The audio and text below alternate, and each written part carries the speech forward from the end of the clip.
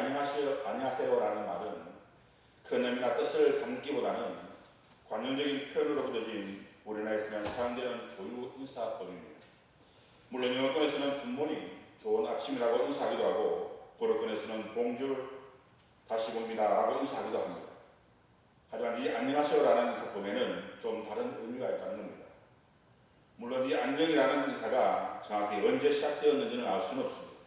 다만 크고 작은 외침이나 약탈, 그리고 풍수재해와 같은 재해나 먹을 것이 부족해 굶주리거나 전염병과 같은 질병이 창궐하 해서 많은 사람들이 죽었던 시절에 밤새 안 돌아가시고 별거 없으신지요라는 뜻으로 문안 인사에서 유래되었다라고 추정하기는 한다는 것입니다. 다시 말해 안녕이라는 말은 편안한 안자와 편안한 능자를 사용해서 아무 탈이나 걱정 없이 편안함을 나타낼 때 사용되는 그러한 인사입니다. 그래서 저는 지금처럼 코로나19로 염려와 걱정이 떠나지 않을 때, 호우와 태풍으로 인해 고통 가운데 있을 때 가장 적절한 인사법이 아닌가 생각되어진다는 것입니다. 하지만 여러분, 그럼에도 불구하고 한 가지 짚고 넘어야 할 것이 있습니다. 그것은 우리 믿는 사람들의 인사 또한 정말 이래야 하는가 하는 것입니다. 다시 말해서 세상 사람들이 아닌 믿는 우리들이 하는 인사가 그저 밤새 안녕하셨습니까? 지난밤에 아무 탈이나 걱정 없이 편안하셨습니까? 라고 그렇게 인사를 해야 하는가 하는 것입니다. 네, 여러분, 그것이 그렇지 않다는 겁니다. 여러분, 우리의 인사는 언제나 샬롬이어야 합니다. 물론 우리 또한 세상 사람들이 느끼는 불안감이나 근심이나 걱정이 다 있을 겁니다. 하지만 그럼에도 불구하고 우리의 인사는 샬롬이어야 합니다. 왜냐하면 그것은 오늘 말씀의 제목처럼 주님이 나와 함께 하시기 때문입니다. 그래서 우리는 그러한 어려운 상황 속에서도 주님이 함께 하심으로 샬롬, 다시 말해 진정한 평화, 진정한 평강을 누리기 때문이라는 것입니다. 네, 여러분 어떻습니까? 그럼에도 불구하고 우리는 여전히 밤새 안녕에만 관심이 있습니다. 여러분, 에이미 스펜스가 쓴 행동은 줄 모르고 놓쳐버린 것들이라는 책에 보면 일이 잘 풀리는 사람들의 공통점을 자신이 닥친 부정적인 상황에서 긍정적인 측면을 찾아내는 능력을 지닌 사람이라고 그렇게 말한 바가 있습니다. 예를 들어서 이런 사람입니다. 사람들 앞에서 우스꽝스러운 자세로 넘어졌다면 후에 친구들에게 들을 재미난 이야기가 하나 생겼다라고 생각을 한다는 것입니다. 또한 길게 늘어선 줄에 서 있다면 아무것도 하지 않아도 되는 자유시간이 주어졌다고 그렇게 생각을 한다는 겁니다. 그리고 차가 막히면 좋아하는 음악을 더 들을 수 있는 시간이 많아진 것에 감사하고 낯선 사람들이 짜증나는 행동을 하게 되면 우리의 인간성을 테스트하는 시험대기에 그것으로 인해 인생의 교훈을 얻게 된 것에 감사를 하게 된다는 것입니다. 여러분 어떻습니까? 모든 것을 긍정적인 측면에서 본다면 지금의 불행한 상황도 감사의 조건으로 바뀔 수가 있는 것입니다. 여러분, 영감의 시인이었던 롱 펠로우는 절망 때에 오래된 사과나무를 보았다고 합니다. 그런데 참으로 신기하게도 아주 오래된 고목나무임에도 불구하고 해마다 단맛의 사과를 열게 한다는 것입니다. 그래서 어떻게 그렇게 오래된 고목나무여서 그런 사과를 열게 하는지를 자세히 살펴보았더니 늙은 나무 가지임에도 불구하고 가지마다 새순이 돋아나더라는 것입니다. 그래서 그 새순을 보면서 자신을 항상 새로운 가지라고 생각을 한다는 것입니다. 그래서 여러분, 지금의 시대는 아무 그 자체라도 과언이 아닐 겁니다. 그래서 TV를 보면 연일 역대급이라는 표현을 참으로 많이 사용하는 것을 볼 수 있습니다. 그래서 여러분, 지금은 참으로 역대급입니다. 코로나라는 질병이 역대급이고 호우와 태풍이 역대급이고 우리가 살아가고 있는 삶 자체가 바로 역대급입니다. 그럼 여러분, 이러한 시대를 살아가고 있는 믿음의 사람들은 어떠한 삶을 살아가야 하는 것이겠습니까? 우리 또한 역대급의 삶을 살아가야 한다는 것입니다. 신앙이면 신앙, 믿음이면 믿음, 기도면 기도, 지금까지의 삶의 모습이 아니라 참으로 역대급의 삶을 살아가야 한다는 것입니다. 하지만 여러분 어떻습니까? 우리의 삶이 그러한 삶을 살아가고 있는 것이 맞는 것입니다. 문제는 우리는 여전하다는 것입니다. 여전하고 신앙도 여전하고 나의 삶의 목표 또한 여전합니다. 그래서 어떤 목사님께서 말씀하신 것처럼 마치 장님이라도 된 것처럼 세상도 제대로 보지 못하고 심지어 자기 자신의 신앙 또한 보지 못하고 그저 눈앞에 보이는 현실만 바라보며 걱정하며 좌절하며 그렇게 살아간다는 것입니다. 그럼 여러분, 이러한 때 우리가 역대급으로 살기 위해 우리는 어떻게 해야 하는 것이겠습니까? 놀랍게도 오늘 말씀에 바로 그 정답이 있습니다. 그럼 오늘 말씀을 통해 그들의 삶이 아니라 다시 한번 새롭게 거듭나는 여러분의 삶들이 되어주길 간절히 소망합니다. 여러분, 오늘 말씀은 4절과 5절과 6절과 7절로 이루어진 그러한 말씀입니다. 하지만 그럼에도 불구하고 우리들에게 익숙한 말씀은 4절과 5절 말씀이 아니라 6절과 7절 말씀입니다. 아무것도 염려하지 말고 다만 모든 일에 기도와 간구로 너희 구할 것을 감사함으로 하나님께 아뢰며 모든 지각에 뛰어나신 하나님의 평강이 그리스도 예수 안에서 너희 마음과 생각을 지키신다라고 말합니다. 여러분 어떻습니까? 참으로 오네스로 말씀이지 않습니까? 그래서 교회 좀 다닌다고 하는 사람이라면 어디에 나오는 구절인지는 잘 몰라도 이 구절만큼은 모르는 사람이 없을 정도라는 것입니다. 물론 6절과 7절 말씀을 따로 떼어서 말씀을 전한다고 해서 제가 지금 그것이 잘못되었다고 말씀드리는 것은 결코 아닙니다. 하지만 그럼에도 불구하고 한 가지 염려스러운 것은 그것은 우리의 중심이 너무 사람 중심이 되어서는 안 된다는 것입니다. 여러분 보십시오. 오늘 말씀을 가만히 보게 되면 6절과 7절 말씀만 따로 떼어 달라져 있는 것이 아니라 4절에서 7절 말씀이 한 단락으로 연결되어 있다는 것입니다. 그래서 4절 앞에 동그라미가 있고 7절 말씀 뒤에 동그라미가 있는 겁니다. 그래서 성경은 6절과 7절 말씀만 이야기하고 있는 것이 아니라 4절과 5절 말씀을 연결해서 해석할 때 6절과 7절 말씀 또한 그 의미가 생생하게 드러난다는 것을 의미하는 그러한 의미에서 앞과 뒤에 동그라미가 있는 겁니다. 근데 여러분, 대부분의 믿음의 사람들이 하는 실수 중에 하나가 이처럼 말씀을 한 구절 한 구절 자신에게 필요한 말씀만 떼어서 해석하는 경우가 너무나 많다는 겁니다. 하지만 여러분, 제가 말씀에서 한 본 것이 아니라 말씀을 드렸지만 성경을 그렇게 해석하게 되면 너무나 잘못된, 너무나 큰 오류를 범할 수 있다는 사실입니다. 그래서 많은 이단들의 공통적인 모습을 보게 되면 이처럼 자신들의 필요에 따라서 필요한 구절만 인용하다 보니까 성경에서 말하는 의미와 전혀 다른 그런 해석을 하게 되므로 이단으로 빠지게 되는 것입니다. 그럼 여러분, 여러분들이 혹 어떤 곳에서 말씀을 들을 때 그것이 신앙적으로 잘 판단되지 않으면 이처럼 성경을 한 구절 한 구절 떼어 말하든지 아니면 성경에 없는 것을 마치 그렇게 될 것처럼 이야기하는 것이 있다면 그것은 신앙적인 측면에서도 결코 가지 말아야 할 그러한 것이 될 것입니다. 어찌되었든 오늘 말씀은 이처럼 4절과 5절 그리고 6절과 7절로 이루어진 그러한 말씀입니다. 근데 여러분, 아주 큰 고래등 같은 집이라 할지라도 가장 중심이 되는 대들보가 다 있을 겁니다.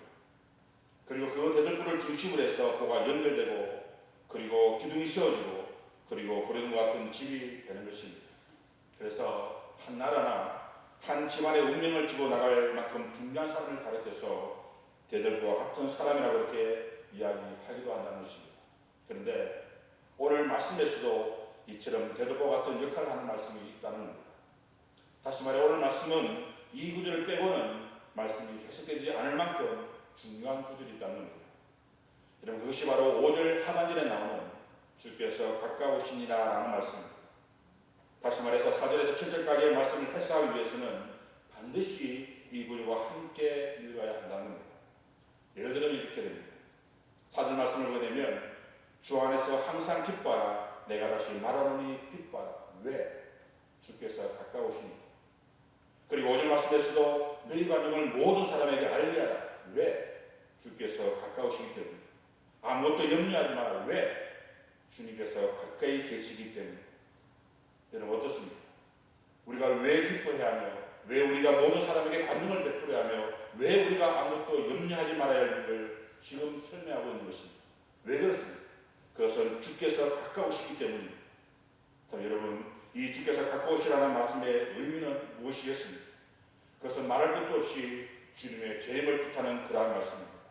다시 말해 죽음의 권세를 이기시고 부활하신 예수님께서 성천하셨을 때 너희 가운데 하늘로 올리신 이 예수는 하늘로 가심을 본 그대로 다시 올 것이라는 그 말씀 그대로 다시 오심을 뜻하는 그러한 말씀이라는 겁니다. 여러분, 여기서 한 가지 우리가 꼭 기억할 것이 있습니다. 그것은 그러한 주님의 재림이 먼 훗날 역사의 종말에만 일어나는 딱 한 번의 것으로만 이해해서는 결코 안 된다는 겁니다. 다시 말해 예수 말하는 재림은 역사적인 재림뿐만이 아니라 늘 우리의 삶 속에서 찾아오시는 인카네이션, 다시 말해서 주님의 임재의 사건이 바로 개인적으로 맞이하는 재림이라는 겁니다. 그래서 우리는 주님의 재림을 먼 훗날 한 번만 일어나는 일로 여기는 것이 아니라 매일의 삶 속에서 경험되어지는 그러한 삶을 살아가야 하는 것입니다. 그래서 영어 성경에서는 주님이 가까우시라는 이 구절을 주님이 이미 우리 곁에 계신다라고 그렇게 해석하게 됐고, 심지어 새벽녘 성경에서는 이미 주께서 오셨다라는 과거형으로 표현하게 되었다는 겁니다. 그래서 그러한 의미에서 오늘 본문을 다시 해석해 보면 이렇게 해석할 수 있을 것입니다. 주 안에서 항상 기뻐하라. 내가 다시 말하노니 기뻐하라. 주님이 너와 함께 계시기 때문이다. 너희 간증을 모든 사람에게 알게 하라. 주님이 너와 함께 계시기 때문이다. 제발 아무것도 염려하지 말고 다만 모든 일에 기도와 간구로 하나님께 아뢰라. 왜? 주님이 지금 너와 함께 계시기 때문이다 라고 말합니다. 여러분 어떻습니까? 이처럼 우리는 주님의 재림이 먼 훗날, 그래서 이스라엘 백성들처럼 어느 영국의 노인처럼 2000년이 지나도 아무 일이 일어나지 않는 세상에 하나님이 어디 있어라고 의심하며 돌아서는 삶이 아니라 우리의 삶 속에서 계속적으로 매일의 삶 속에서 진정 나와 함께 하시는 주님을 경험할 때 우리는 역대급의 삶을 살 수가 있는 것입니다. 그래서 사도 바울은 오늘 말씀에서 주 안에서 항상 기뻐하라. 내가 다시 말하노니 기뻐하라고 말씀하셨던 것입니다. 물론 바울은 이 기뻐하라는 말씀을 빌보서라는 짧은 편지 속에 무려 17번이나 반복해서 말할 정도로 기뻐하라는 것은 빌보서 전체의 주제이기는 합니다. 하지만 여러분 여기에서 우리가 주목해야 할 것은 우리에게 기뻐하되 항상 기뻐할 것을 강조하고 있다는 사실입니다. 물론 항상 기뻐한다는 것은 그리 쉬운 일이 아닙니다. 아니 어쩌면 인간적으로 볼 때 거의 불가능한 그런 일처럼 느껴질 수도 있습니다. 왜냐하면 우리가 인생을 살다 보면 항상 기쁜 일만 일어나는 것이 아니기 때문입니다. 여러분 사실 우리가 이 땅에 살아가다 보면 기쁜 일보다는 슬프고 괴로운 일을 만날 때가 훨씬 더 많을 것입니다. 그래서 과거의 아픔이 우리의 인생을 짓누르고 각종 실패와 인간관계에서의 어려움이 우리의 기쁨을 앗아간다는 겁니다. 그리고 오늘날과 같이 창궐한 질병이나 사랑하는 사람의 죽음 등이 우리의 기쁨을 빼앗아가 버릴 겁니다. 하지만 여러분 그럼에도 불구하고 바울은 뭐라고 말씀하고 있는 것이겠습니까? 항상 기뻐하라는 겁니다. 즐거울 때도 기뻐하고 괴로울 때도 기뻐하고 기분이 나쁠 때도 침울할 때도 어두울 때도 기뻐할 것을 우리에게 말씀하고 있다는 겁니다. 어떻게 보면 마치 인간의 길을 포기하라는 그러한 말씀처럼 그렇게 들리기도 합니다. 하지만 여러분 그럼에도 불구하고 우리가 반드시 기억할 것은 믿는 자에게서 이 기쁨은 명령이자 동시에 당연한 결과라는 것입니다. 왜냐하면 지난번에 말씀을 드렸지만 우리는 다른 누구도 아니라 주 안에 있는 사람들이기 때문입니다. 그렇다면 여러분 주 안에 있다는 말이 어떤 말씀입니까? 그래서 지난번에 말씀을 드렸지만 주 안에 있다는 것은 우리와 그리스도가 하나 되었다는 말씀이고 우리가 죄와 사망의 법에서 완전히 해방되었다라는 그러한 의미의 말씀이라는 겁니다. 그래서 슬픔과 두려움의 근원에서 완전히 자유케 되었기 때문에 우리에게는 말할 수 없는 기쁨이 있는 것입니다. 그래서 갈라디아서 5장에 보면 성령의 9가지 열매를 소개할 때도 두 번째로 소개할 정도로 기쁨은 우리가 겪고 있는 희로애락에서 분노와 슬픔을 감당하고 있는 노와 애만 있을지라도 우리는 기뻐할 수 있다라고 말을 할 수 있는 것입니다. 하지만 여러분 놀랍게도 자신들이 어렵다고 생각했던 바리새인들은 결코 맛볼 수 없는 그러한 기쁨이었습니다. 하지만 자신을 용서받지 못할 죄인이라고 깨달았던 창기는 그 기쁨을 알게 되었다라는 사실입니다. 여러분들은 어떻습니까? 우리가 아직 주 안에서 항상 기뻐해야 할 이유를 모른다면 우리는 지금 어떤 모습이겠습니까? 아마 여전히 나를 내려놓지 못하는 그런 삶을 살아가고 있을 것입니다. 여러분, 내려놓으셔야 합니다. 그리고 주님의 사랑이, 주님의 기쁨이 우리를 덮을 수 있도록 우리의 전부를 주님께 드려야 할 것입니다. 그리고 그렇게 할 때 주님이 주시는 기쁨은 세상 그 무엇으로도 막을 수 없는, 세상 그 어떤 것으로도, 어떤 상황 가운데서도 항상 기뻐할 수 있는 그런 기쁨이 되는 것입니다. 여러분, 사실 바울의 생애만큼 그 사실을 생생하게 보여주는 신뢰도 없을 겁니다.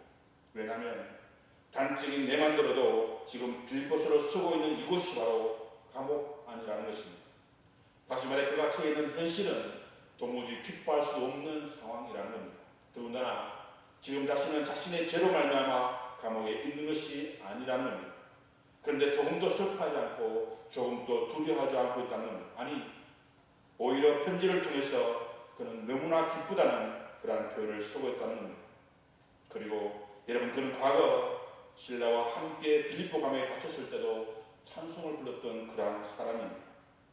여러분, 어떻게 이럴 수가 있는 것이겠습니까? 우리는 조금의 아픔도, 조금의 괴로움도, 조금의 슬픔도, 조금만 해도 참지 못할 때가 너무나 많은데 어떻게 바로 그 모든 상황에서 기뻐할 수가 있는 것이겠습니까? 그것은 그가 바로 주님이 나와 함께 계시다는 사실을 알고 있기 때문입니다. 그리고 자신이 지금 당하는 고난이 앞으로 누리게 될 영광과 좋게 비교할 수 없다는 사실을 누구보다도 확신하기 때문에 그는 살아도 주를 위해, 죽어도 주를 위해, 사나 죽으나 주를 위해 그렇게 살아갈 수 있었던 것입니다. 그래서 여러분, 세상에는 너무나 많은 일들이 일어나고 있습니다. 아니, 어쩌면 우리가 상상할 수도 없는 그러한 일들이 일어나고 있고 또 일어나게 될 겁니다. 하지만 여러분, 그럼에도 불구하고 우리의 시선은 언제나 주님이어야 합니다. 왜 그렇습니까? 주님이 가까이 계시기 때문입니다. 그래서 바울은 자신이 하나님의 일꾼임을 기뻐했습니다. 그리고 하나님께 쓰임받는 사실을 기뻐했다는 겁니다. 그리고 세상의 그 어떤 일보다도 하나님의 일에 사용된 것을 최고의 영광인 줄 알았습니다. 그래서 그는 항상 기뻐할 수 있었던 것입니다. 그럼 여러분, 이러한 기쁨이 바울에게만 주어진 그러한 기쁨이겠습니까? 우리 또한 그러한 기쁨이 있지 않습니까? 죽을 수밖에 없었던 우리를 주님께서는 구원해 주셨습니다. 그리고 주님은 지금도 우리와 함께 계시다는 사실입니다. 그런데 우리는 자꾸 그것 외에 다른 곳에서 다른 기쁨을 찾으려고 하는지 모르겠습니다. 그러니 우리가 어떻게 항상 기뻐할 수가 있는 것이겠습니까? 여러분 보십시오. 사도 바울은 다메섹 도상에서 주님을 만난 후로 오직 그리스도의 복음을 전가하는 일에만 전심전력을 다했습니다. 그래서 누군가가 말했던 것처럼 그의 직업은 복음이었고 그의 부업은 그 복음을 위한 수고였다고 합니다. 그러니 그는 죽는 것도 유익하다고 그렇게 고백을 하였던 것입니다. 그래서 여러분, 우리가 이러한 기쁨이 있기를 원합니다. 아니, 이미 주어진 그러한 기쁨일 것입니다. 하지만 우리가 어떻습니까? 그러한 기쁨을 온전히 누리지 못한다는 겁니다. 왜? 우리가 기억하고 있지 못하기 때문일 겁니다. 아니, 주님께서 지금도 우리와 함께 우리 곁에 있음에도 불구하고 우리가 그것을 느끼지 못하고 있기 때문일 겁니다. 그러면 여러분, 현재 여러분들을 맡고 있는 그 모든 환경을 뛰어넘어서 오직 주님이 주시는 기쁨을 마음껏 누리시는 여러분의 삶이 되어지기를 소망합니다. 왜냐하면 지금은 너희가 근심하나 내가 다시 너희를 보리니 너희 마음이 기쁠 것이요 너희 기쁨을 빼앗을 자가 없을 것이다 라고 말씀하셨기 때문입니다. 그러므로 세상의 모든 근심과 걱정을 벗어버리고 오직 주 안에서 항상 기뻐하시는 여러분의 삶이 되어지기를 간절히 소망합니다.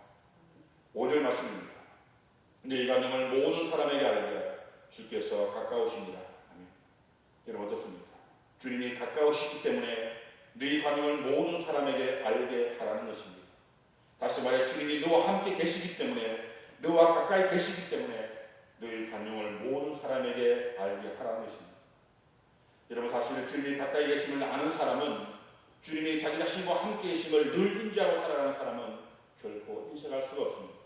아니 결코 옮겨질 수가 없다는 겁니다. 왜냐하면 지금 주님이 자신을 지켜보고 계심을 알기 때문일 겁니다. 물론 사람은 누구나 자신의 형편이 좋을 때는 넉넉한 마음을 가질 수 있습니다.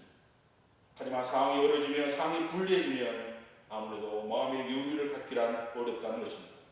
그래서 옛말에 김병의 효자가 없다라는 그런 말이 있을 것입니다. 그런데 빌립보 교회 교인들 역시도 모든 사람에게 광명을 베풀라는 말씀이 주님의 뜻인 줄 알면서도 어쩌면 그것은 너무나 현실과 동떨어진 이상일 뿐이라고 생각을 했는지도 모른다는 것입니다. 왜냐하면 이 관용이라는 뜻이 불의한 일이나 역경을 당해도 평정을 유지하는 영적인 인내이며, 이것은 자신의 모든 권리를 포기하고 다른 사람을 향해 너그럽게 대하는 태도를 말하는 그러한 단어이기 때문입니다. 그리고 바울이 이 용어를 사용하는 것은 자신이 좋아하는 어떤 특정 일에만 그렇게 하라는 것이 아니라 자신을 핍박하고 자신을 무시하는 모든 사람들을 다 포함해서 그렇게 해야 함을 말씀하고 있기 때문입니다. 그러니 어떻게 빌립보 교회 교인들이 그 말씀이 하나님의 말씀인 줄 알면서도 그 말씀을 따라 살아갈 수가 있는 것이겠습니까? 근데 여러분, 이러한 문제가 오늘날도 그대로 적용되고 있다는 것입니다. 다시 말해 하나님의 말씀이면서 알면서도 그 말씀은 우리가 결코 할 수 없는 마치 이상적인 그러한 말씀이라고 생각해 버린다는 것입니다. 그래서 관용은 없어지고 관용 대신에 그 자리에 원망만 자리 잡고 있다는 겁니다. 그래서 자신이 손해보는 것에는 너무나 민감하게 반응을 하고 상대방을 용서하지 못할 뿐만이 아니라 심지어 보복 심리에서 벗어나지 못해서 교회 일들을 세상 법정까지 가지고 나가는 일들이 너무나 많아졌다는 겁니다. 하지만 여러분, 이것은 참으로 안타까운 일이 아닐 수 없는 겁니다. 여러분, 사도 바울이 사용한 에피에키케이아라는 이 관용이라는 것은 규칙과 제도를 넘어서는 그러한 관용을 의미하는 말입니다. 예를 들어서 요한복음 8장에 나오는 가늠하다 현장에 사건 여인을 우리 주님께서는 용서해 주셨습니다. 여러분, 사실 이 여인은 소위 법대로만 한다면 용서받을 수 없는 그러한 죄를 지었던 것입니다. 하지만 우리 주님께서는 그 여인을 향해 관용을 베풀어 주셨습니다. 다시 말해 죽을 수 있는 그 여인을 살리신 것이라는 겁니다. 그래서 여러분, 관용이 바로 이런 것입니다. 규칙과 제도를 뛰어넘는 그러한 놀라운 힘이 이 단어에 들어있다는 것입니다. 여러분, 우리 역시도 가늠하다 현장에서 다펴온 여인과 다를 바가 없지 않습니다. 왜냐하면 우리 역시도 1만 달란트의 빚을 탕감받은 그러한 사람들이기 때문입니다. 다시 말해 죽을 수밖에 없던 우리들을 주님께서 보혈의 피로 구원을 해 주신 것입니다.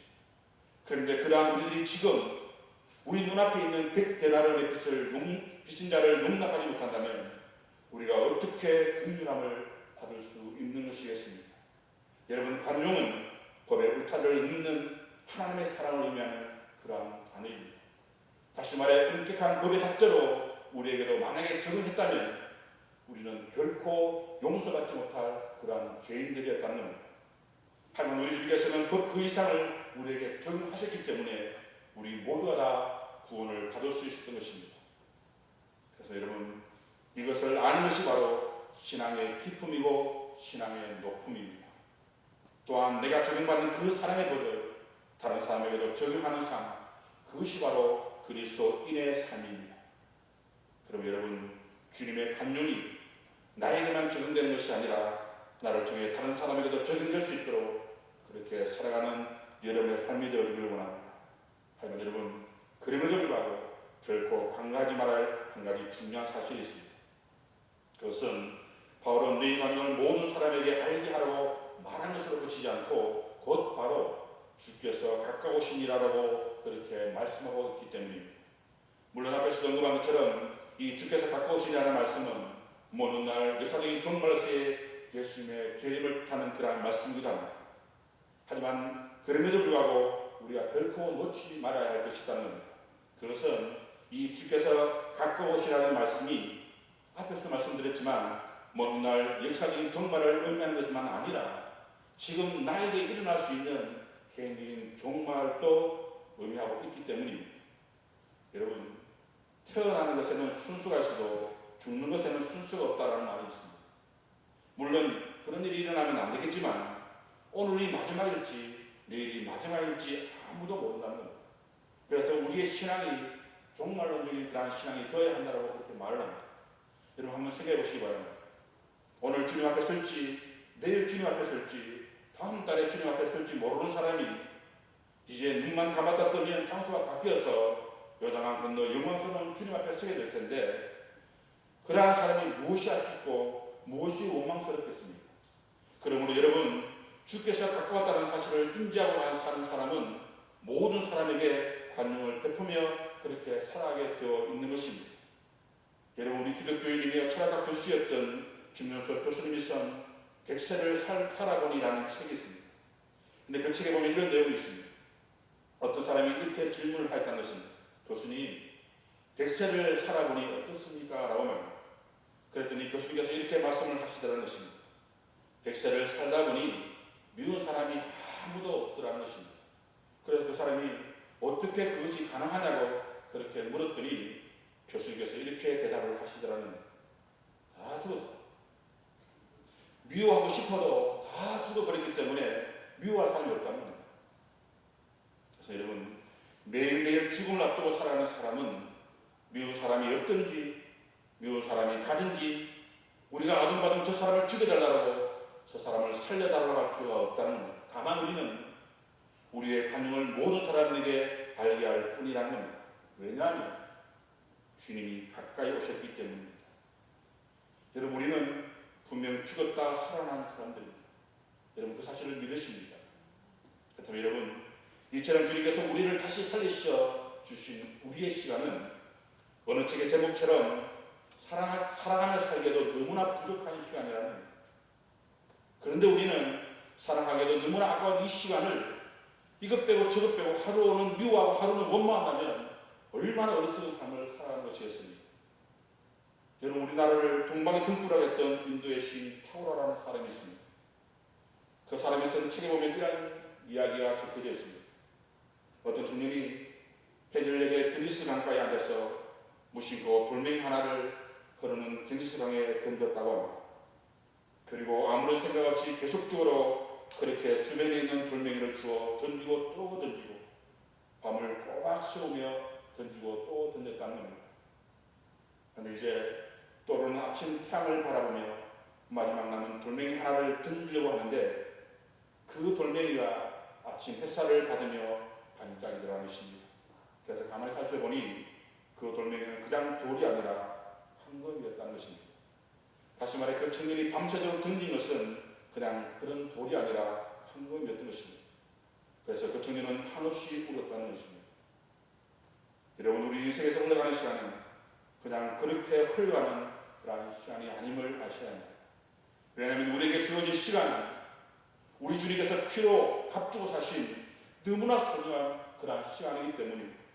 그런데 그런 너무나 소중한 시간을 사랑하며 용서하며 이해하며 높여주며 살기도 부족한 시간일 텐데 미워한다고 한날 빼고 원망한다고 한날 빼고 이리 빼고 저리 뺀다면 마지막 날 주님께서 우리를 부르시는 그날에 우리가 어떻게 주님께서 주신 내일의 삶을 최선을 다해 살아노라고 말을 할 수가 있겠습니까? 그럼 여러분, 우리는 매일매일의 삶을 종말로 누린 그러한 신앙으로 살아야 할 것입니다. 그래서 아침 햇살처럼 소중한 시간을 미워하고 원망하고 시기하고 질투하며 다투며 살아가는 삶이 아니라 오직 주님만을 위해 살아가라고 지금 바울이 마지막으로 우리에게 강조를 하고 있다는 것입니다. 너희가 늘 모든 사람들에게 알게 하라. 왜? 우리가 주님 앞에 곧 서게 될 것이기 때문에. 왜? 우리가 주님께서 우리 가까이 오고 계시기 때문에. 그럼 여러분, 모든 사람에게 여러분들의 관용을 베푸며 살아가는 여러분들의 삶이 되어지길 소망합니다. 여러분, 예수님께서 십자가에서 마지막으로 하신 말씀이 무엇이었는지 아십니까? 그것은 저들의 죄를 용서해 달라는 것이었습니다. 그리고 그 모습 그대로 사도행전 7장에 보면 스데반 역시도 예수님을 닮아서 자신을 향해 돌을 던지는 사람들의 죄를 용서해 달라고 기도하므로 하늘이 열리고 하나님 편에 서 계시는 주님을 보게 된다는 것입니다. 그래서 여러분, 어쩌면 지금의 삶이 마지막일 수 있는 살아가는 삶을 살아가는 우리도 이처럼 관용을 베푸며 살아가야 하는 것입니다. 왜냐하면 그것이 바로 하나님의 뜻이며 주님과 동행하는 그러한 삶을 살아가는 방법이기 때문입니다. 그러므로 모든 이에게 여러분의 관용을 베푸며 살아가는 여러분의 삶들이 다 되어지길 주님의 이름으로 축원해 드립니다. 그리고 마지막으로 바울은 주님이 나와 함께 계시는 이루신 대신에 기도하는 삶을 살아간다는 것입니다. 우리 다 같이 6절과 7절 말씀을 다시 한번 읽어보기 원합니다. 6절과 7절 말씀을 함께 읽겠습니다. 시작. 아무것도 염려하지 말고 다만 모든 일에 기도와 간구로 너희 구할 것을 감사함으로 하나님께 아뢰라. 그리하면 모든 지각에 뛰어난 하나님의 평강이 그리스도 예수 안에서 너희 마음과 생각을 지키시리라. 아멘. 여러분 어떻습니까? 아무것도 염려하지 말고 다만 모든 일에 기도와 간구로 너희 구할 것을 감사함으로 하나님께 아뢰는 왜? 주님이 가까이 계시기 때문입니다. 여러분 에베소서 4장 7절에 보면 이렇게 기록되어 있습니다. 마귀에게 틈을 주지 말라. 다시 말해 마귀에게 틈을 보이지 말라는 겁니다. 그럼 여러분 왜 마귀에게 틈을 보이지 말아야 하는 것이었습니까? 그것은 그 틈을 보이게 되면 사탄 마귀는 염려와 걱정을 가지고 들어와서 우리를 무너뜨리기 때문입니다. 그래서 주님께서 나와 함께 계시다는 사실을 아는 사람은 주님 하나님을 가까이 하되 더욱 가까이 한다는 사실입니다. 여러분 하나님을 가까이 한다는 것은 어떤 의미의 말씀입니까? 그것은 절대적인 믿음을 의미하는 그런 말입니다. 다시 말해 주님이 나와 함께 있는 사실을 믿는 사람만이 그러한 믿음으로 인해 아무것도 염려하지 않게 된다는 사실입니다. 여러분 참으로 이상하지 않습니까? 왜냐하면 우리는 분명히 믿는데 우리는 분명히 믿고 있는 것 같은데 우리에게는 계속적으로 염려와 걱정과 근심이 떠나지 않을 때가 너무나 많습니다. 그래서 오스왈드 챔버스라는 사람이 이런 말을 했습니다. 염려하는 것은 하나님의 돌보심에 대한 신뢰의 결핍에서 드러나는 것입니다. 그분에 대한 일종의 무의식적인 모욕이다라고 말합니다. 무슨 말이냐면 우리가 하나님을 믿고 있음에도 불구하고 계속적으로 우리 마음에 염려와 걱정과 근심이 떠나지 않는 것은 그것은 어쩌면 하나님께서 지금 나를 돌보시고 나와 함께 계시다는 사실을 믿지 못하기 때문에 나타나는 현상일 수 있다는 사실입니다.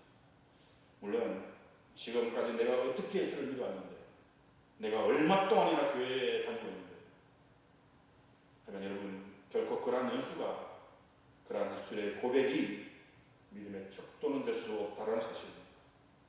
여러분 믿으시되 전적으로 믿어요. 믿으시되 내 생각과 마음 모든 것을 주님께 맡겨야 합니다. 다시 말해서 어린아이와 같은 그러한 신앙이 아니면 절대적인 믿음의 소를 하지 않으면 결단코 천국에 들어갈 수 없다는 말입니다.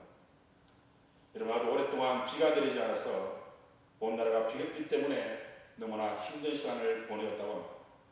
그런데 그 속에서 어느 가족이 가정 예배를 드리면서 이렇게 기도를 했다고 합니다. 하나님 지금 온 나라에 비가 오지 않습니다. 그래서 너무나 힘든 나라를 보내고 있습니다. 하나님께서는 모든 것을 할 수 있음을 믿사오니 오늘 이 땅에 비를 내려 주옵소서. 여러분 그렇게 기도하신 아버지가 출근할 때는 그냥 빈손으로 그렇게 출근을 하더라는 겁니다. 그래서 아이는 얼른 우산을 들고 나와서 아버지에게 우산을 주면서 이렇게 이야기를 하더라는 겁니다. 아빠 오늘 비가 올 거야. 우산 들고. 여러분 어떻습니까? 혹 지금 우리의 믿음이 이러한 추상적인 그러한 믿음이 아닙니다. 그래서 우리의 믿음은 저 하늘에 두고 그것과는 전혀 상관없는 그래서 자제할 것 다 좌절하고 화낼 것 다 화내버리고 기쁨이라고는 전혀 없는 혹 그러한 삶을 살고 있지는 않은 것입니다. 하나님 여러분 야곱의 고백을 기억하기 원합니다. 창세기 28장 15절 16절 말씀에 보면 이렇게 기록되어 있습니다. 하나님께서 내가 너와 함께 있어 내가 어디로 가든지 너를 지키며 너를 이끌어 이 땅으로 돌아오게 할지라 내가 너에게 허락한 것을 다 이루기까지 너를 떠나지 아니하리라 하실 때 잠있게 야곱이 이렇게 고백을 합니다. 여호와께서 과연 여기 계시기를 내가 알지 못하였도다. 여러분 하나님께서 지금 나와 함께 계심을 알지 못하는 사람 하나님께서 아무리 나와 함께 하시고 아무리 우리가 어디로 가든지 무엇을 하든지 우리를 지켜주시며 우리에게 허락한 모든 것을 다 이룰 때까지 우리를 떠나지 아니하실지라도 우리는 그것을 깨닫지 못한다는 것입니다. 여러분 이러한 질문을 한번 드려보도록 하겠습니다. 여러분들은 지금 바로 여러분 옆에 주님이 계시다는 사실을 믿으십니다. 참 여러분 아무것도 염려하지 않기를 원합니다. 아무것도 걱정과 근심 없기를 원합니다. 왜냐하면 그 모든 것은 우리 주님께서 다 아실 것이기 때문에, 그리고 그 모든 것을 우리 주님께서는 반드시 신원해 주실 것이기 때문입니다. 그러므로 이제 정말 아무것도 염려하지 말고 오직 모든 일에 기도와 간구로 하나님께 아뢰시는 여러분의 삶이 되어주길 원합니다. 그리고 그리하면 하나님께서 여러분들의 모든 마음과 생각을 반드시 지켜주실 것입니다. 사랑하는 여러분, 예수 늘 함께 하시네라는 찬양의 시를 쓴 소진인이라는 자매가 있습니다. 여러분이 아시는 은혜 아니면 살아갈 수 없는 주님, 우린 연약합니다 라는 찬양을 작사작곡 한 사람입니다. 그런데 그분이 20대에 혈액암이 있다는 사실을 알게 되었다고 합니다. 다시 말해서 여자로서 최후의 통첩을 받았던 겁니다. 왜냐하면 시집도 갈 수 없고, 그리고 시집을 간다 할지라도 약물치료 때문에 아이를 가질 수 없다라는 이야기를 들었기 때문입니다. 여러분 어떻습니까?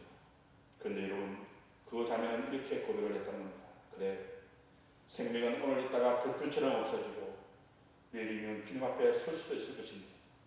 낫기를 기다리는 것이 아니라 하루를 살아도 기쁨으로 살아야 되겠다라고 생각하고 지은 시가 바로 예수 늘 함께 하시라는, 함께 하시네라는 찬양입니다. 그래서 이 찬양 가사를 읽어줌으로 말씀을 마칠까 합니다. 고단한 인생길, 힘겨운 오늘도 예수 내 맘 하심, 지나간 아픔도 마주할 세상도 예수 내 맘 하심, 하루를 살아도 기쁨으로 가리 예수 늘 함께 하심, 후회도 염려도 온전히 맡기리 예수 늘 함께 하심, 믿음의 눈들어 주를 보리 이 또한 지나가리라. 주어진 내 삶 속의 시간 속에 주의 뜻을 알게 하소서. 믿음의 눈들어 주를 보리 이 또한 지나가리라. 여러분, 이 자매가 어떻게 되었는지 아십니까? 그렇게 모든 것을 주님께 맡긴 이 자매는 지금은 결혼도 했고 의사가 그렇게 말렸는데도 불구하고 이분은 아이도 낳았고 너무나 즐겁게 내일의 삶이 마지막이라는 사실을 알고 하루를 살아도 기쁨으로 그렇게 살아가고 있다는 사실입니다. 왜냐하면 예수님이 늘 함께 하시기 때문입니다. 여러분, 주님은 우리 가까이 계십니다. 아니, 지금도 우리와 함께 하십니다. 그 사실을 믿으시고 오늘 하루도 오직 주님으로 기뻐하며 주님으로만 만족하며 세상에서 하나님의 뜻을 온전히 써가시는 여러분 사람들이 다 되어지길 간절히 소망합니다. 기도하시겠습니다. 사랑 많으신 아버지,